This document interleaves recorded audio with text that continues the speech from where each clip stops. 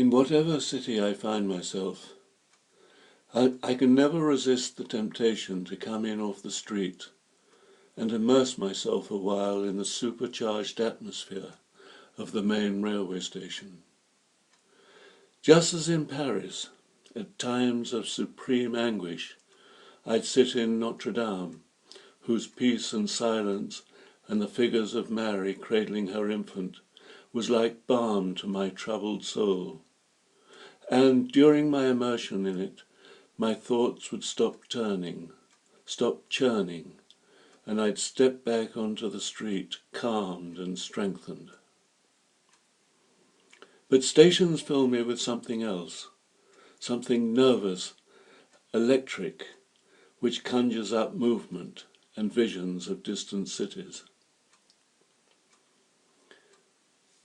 There was a soup kitchen in the Hauptbahnhof in Munich, where one could eat absolutely free of charge, run by the railway company itself and called the Bahnhofsmission.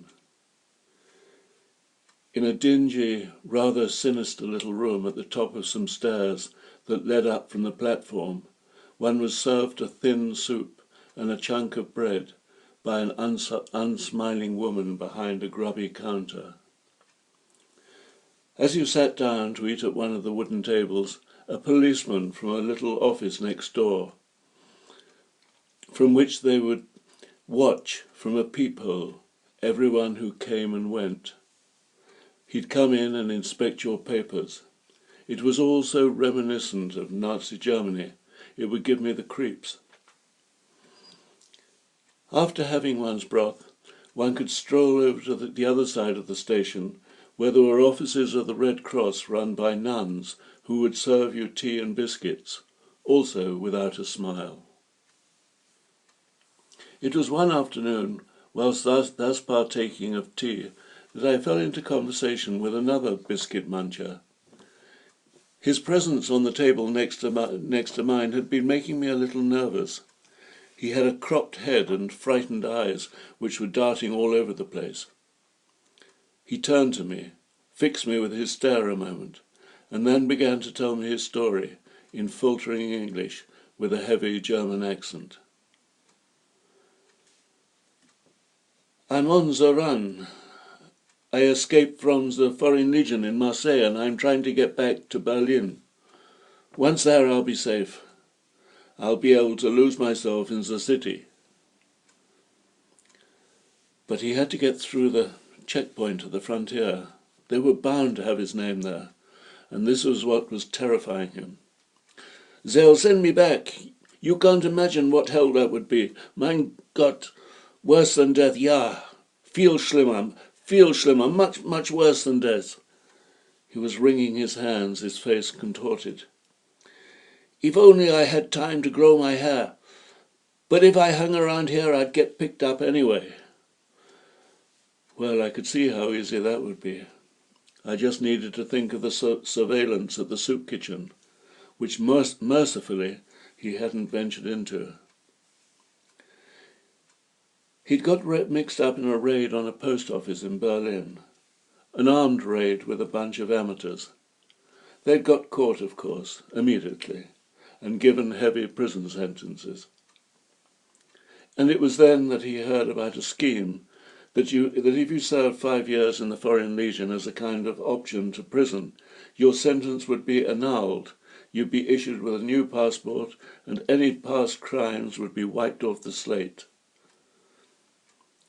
That's why the Legion is chock-a-block with thugs. Really nasty characters, some of them. It's hell, I tell you. From morning till night, it's hell. I looked at him.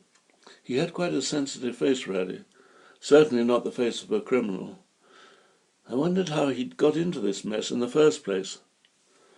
Probably he'd got mixed up in it in this raid through some romantic notion of being a bandit, coupled with some anti-capitalist ideology, and found himself slap bang up against reality, a direct confrontation with the Polizei.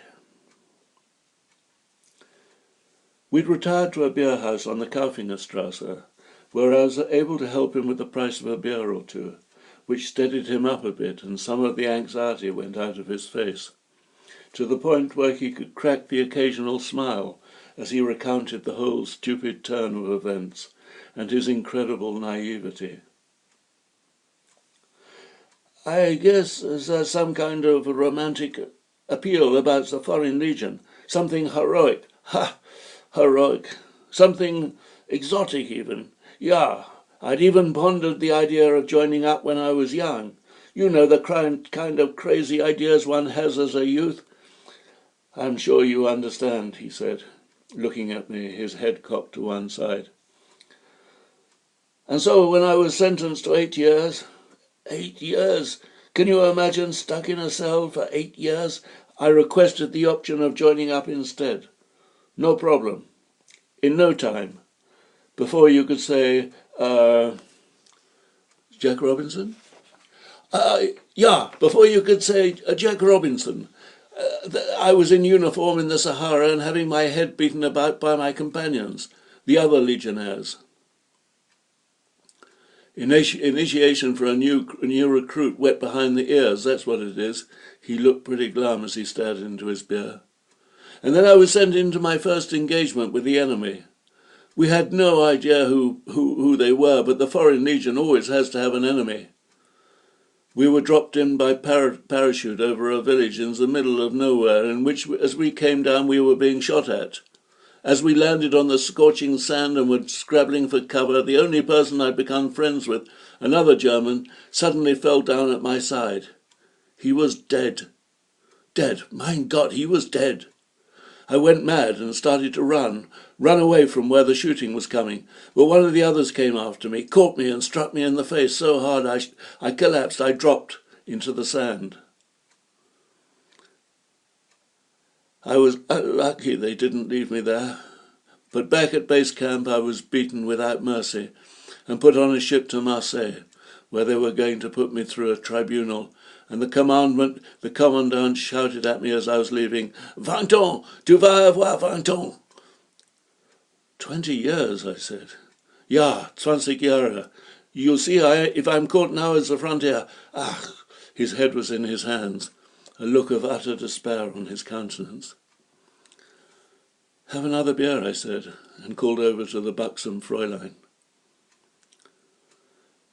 "Yeah, I managed to get away as we were coming off the ship. Something totally irrational happened which distracted my guards. It was a miracle. If it was not a miracle, then I cannot explain or understand anything anymore." His face had lit up, and for the first time I saw a ray of hope, as in a man who is suddenly unburdened of the gravity of his plight.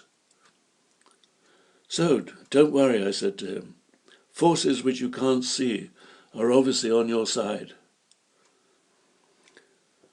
I saw him off on the evening train. His hand, stretching from the window of the carriage, grasped mine. "Danke, mein Freund," he said, and the train moved off towards his uncertain fate.